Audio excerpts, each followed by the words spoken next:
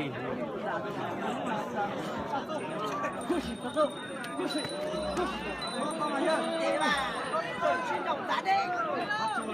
Chú ơi, chủ nhà nó tiền rồi à? Dễ còn đâu thì chỉ toàn đâu đâu cái rồi mới cho toàn đâu thế này. Thế mà nó rất là tiền. Phải tiền.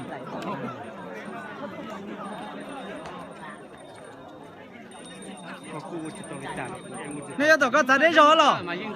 Tại giờ tao cái giá đến à?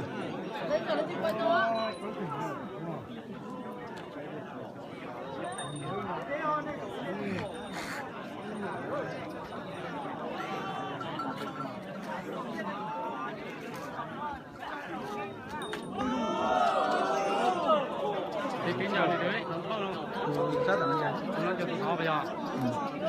tôi đoán đó ý chính trái nhưng đâu nói.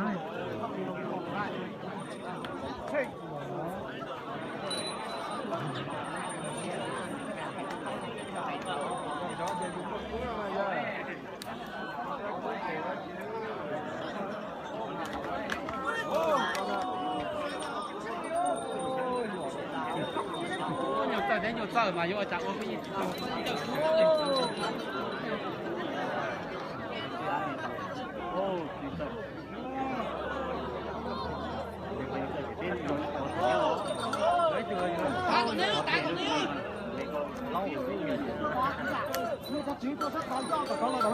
Do bà đó là sát rồi đó. Nó chữ tôi sát rồi, do bà là sát rồi đi. Chạy thằng nào đi.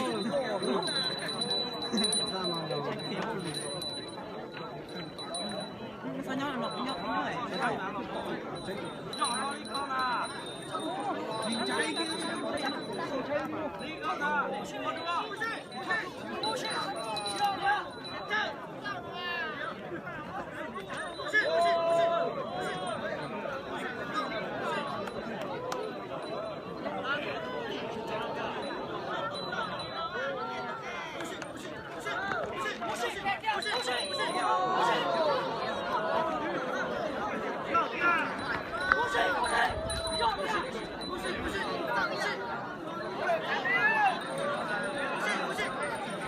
Nè giờ tao cái giá đến rồi lo. Tôi nhớ chết là nó sửa để chẳng hay này. Giá đến rồi.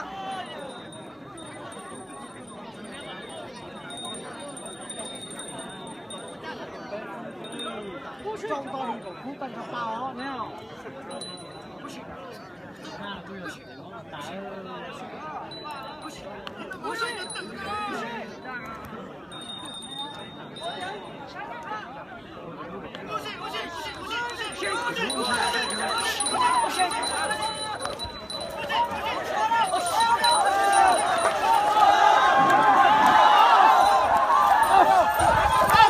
Mình đây.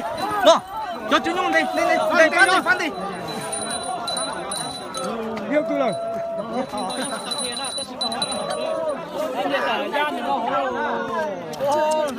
Chủ kia có là cá đâu việc kia đi rồi.